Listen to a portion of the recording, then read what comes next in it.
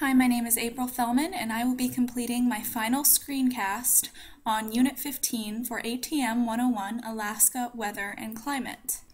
I will be comparing and contrasting weather conditions from both March and April of 2012, and the observations were a week each in Fairbanks, Alaska, which is in interior Alaska.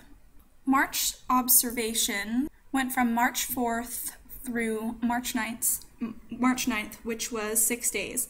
You can see at the beginning of the week the temperature was rather cold, reaching about -20 below, and it dropped to as low as about -27. And it climbed throughout the week and saw another drop on March 8th, and then again climbed between March 8th and March 9th. Those were the observed temperatures from the National Weather Service station, and you can see that the actual station where they were taken followed this general trend from colder temperatures in the beginning of the week, gradually rising with a decline on the 8th and through the 9th. And these temperatures fell naturally in between the record low and record high, so they were about average for the month of March. As far as humidity goes, you can see quite a different cycle of humidity in just the fact that it wasn't uniform throughout the week. It started out pretty low. The humidity corresponds with the dew point as like the higher the dew point is, the higher the humidity is. So that you can see the dew point temperature on March 4th was around -10, and then it dropped to almost -30 on the 5th. You see a gradual rise with it peaking March 6th and 7th, then a drastic drop on the 8th, and then again rising on the 9th. Now this dew point temperature follows the actual National Weather Service surface air temperatures. It follows that gradual trend, with it being lower in the beginning of the week, peaking toward the middle of the week, that drastic drop on the 8th, and then rising again on the 9th. So that dew point and the surface air temperature for the week of March follow the same general trend. Now you can see when our dew points are lowest, our relative humidities are highest.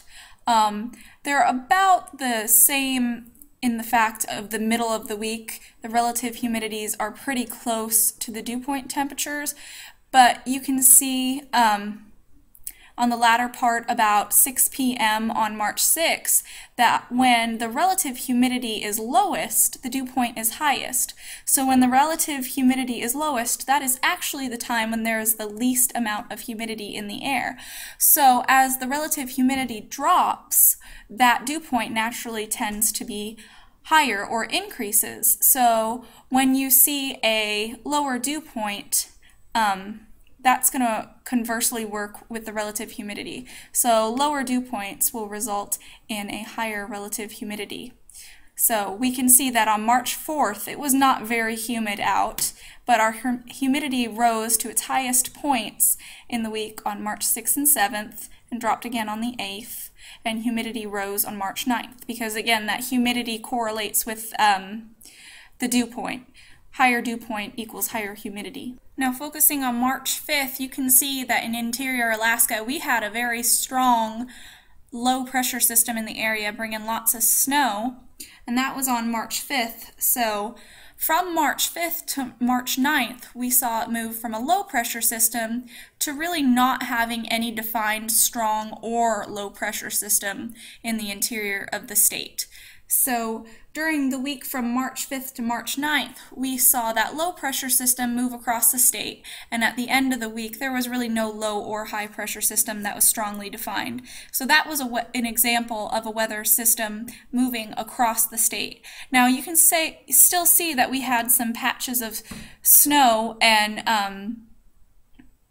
throughout the interior. You can see the patches of snow and clouds here, but that's nowhere near as strong as the 998 millibar low pressure system that was passing through the state on the 5th. So that was a good example in March of actually being able to see how those pressure systems, in this case a low pressure system, moved across the state.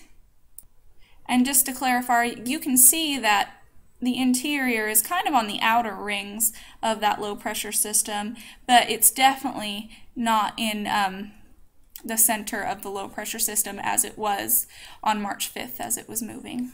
across the state. Now in April, we see a different scenario from April 15th to April 20th.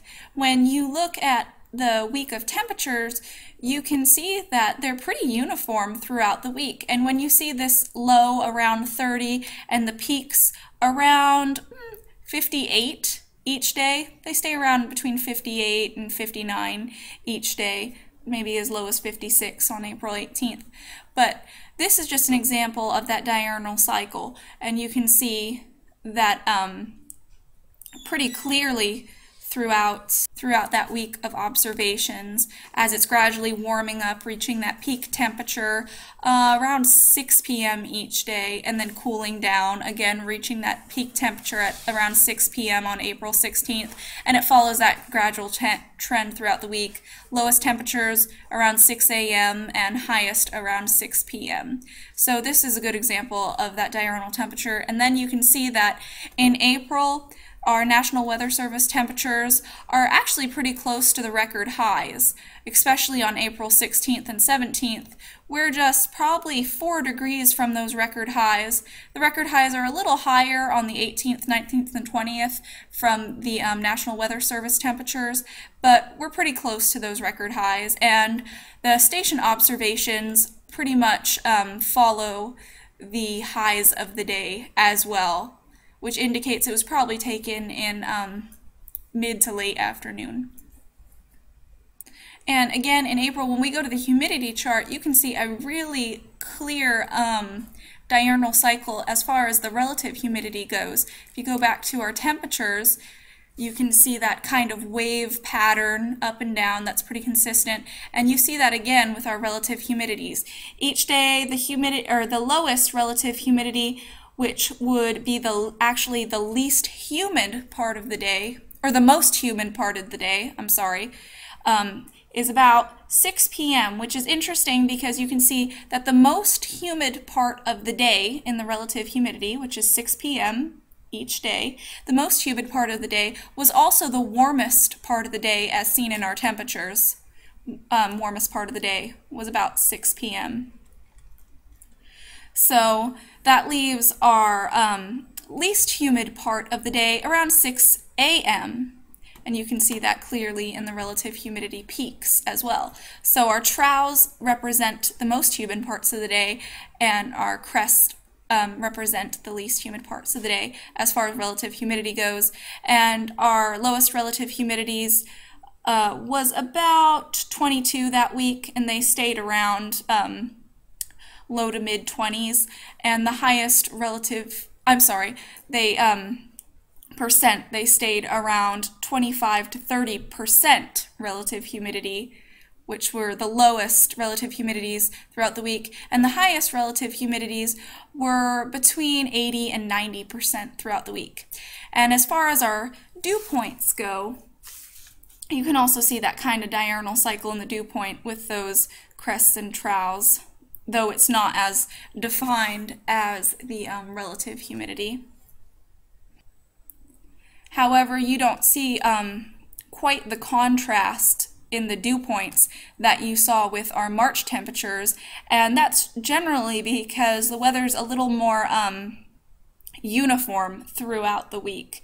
Your highs stay about the same throughout the days, and your lows are about the same because of that diurnal cycle, so you don't see those really big contrasts in dew point and those pretty obvious spikes that we saw in March.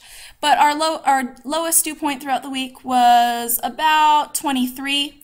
Our highest was about 35 degrees Fahrenheit, and the low dew points throughout the day for the first 3 days say about 25 degrees, and the lowest dew points throughout the rest of the week, they raised about to 27 degrees Fahrenheit. And our highs at the end of the week about 32 degrees Fahrenheit, and our low dew points, or our high dew points in the beginning of the week were about 29 degrees Fahrenheit. And focusing on April 16th, you can see that there's really no strong low or high pressure system throughout the state. And moving on to April 20th, again, there's no really defined high or low pressure system in the interior. So April 20th, no high or low that's really defined that's popping out. There are some clouds and scattered storms, but there's no central low in the interior, and there's no central low in the interior on the 16th as well. So that shows that the weather patterns from the 16th to the 20th, there was really no big weather systems moving throughout the interior at that time. So the cloud cover and the weather remained fairly consistent. And in April, this indicates that we had fairly clear skies. I'm sure that they were a bit overcast, as you can see in the clouds, but no big storms moving in.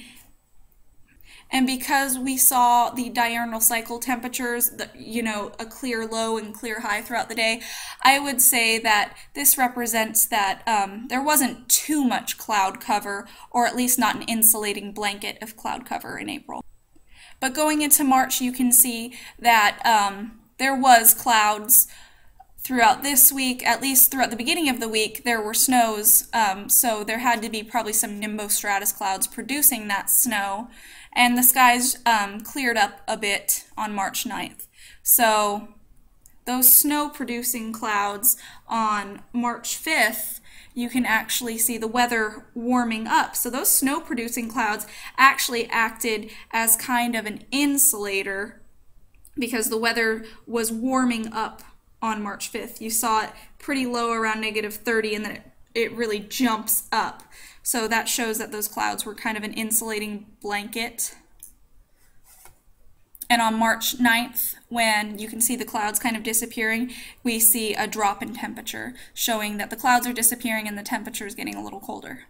So the clouds aren't acting as a blanket anymore. Looking at the temperatures in the March data, I would say there was March 5th, March 6th, March 7th, were the cloudy snows keeping the insulating blanket over the interior. You see a drop in temperature on March 8th, and that's when I believe the cloud cover changed and that system passed. So that's about 3.5 days of that cloudy weather crossing over Fairbanks. And in April, throughout that whole time, we see pretty clear, fair skies, so there wasn't too much of a change in weather throughout that whole 6-day observation.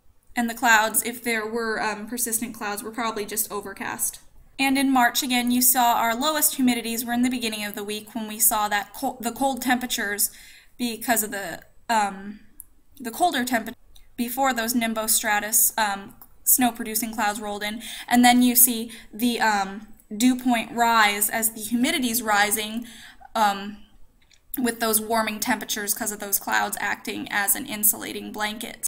And again, your dew point and your humidity drop at the end of the week as that kind of insulating blanket from those snow-producing clouds dissipate. And in April, you see the diurnal cycle of relative humidity and the dew points not contrasting too much between the highs and lows, and that shows that the conditions were pretty consistent for that week in April, just with that diurnal cycle representing the fluctuations. Now, with this being my last screencast in this class, I just wanted to take the last minute to kind of reflect on how much I've learned. And I guess, 4 months ago, I never thought I'd be understanding these TV weather maps or any of these dew point or relative humidity charts, but we have, and we got through it, and now we're at the end of the class being able to decipher all these things. So that's been pretty fruitful for me. And most importantly, I appreciate the fact that now I can kind of correlate the concepts we learned in the textbook and kind of apply them to real-world applications as we see in the TV and surface maps and the work we've done with the National Weather Service website. And I'm certainly more aware of the weather that's going on around me and the different patterns when I walk outside and look at the clouds and think of those cirrus clouds and whether a front's moving in and whatnot. And I'm definitely more aware of the effects we may see from climate change. And finally, surely I'm more appreciative of our meteorologists and weather forecasters after seeing the complexities and the different concepts they interpret to deliver our weather forecasts.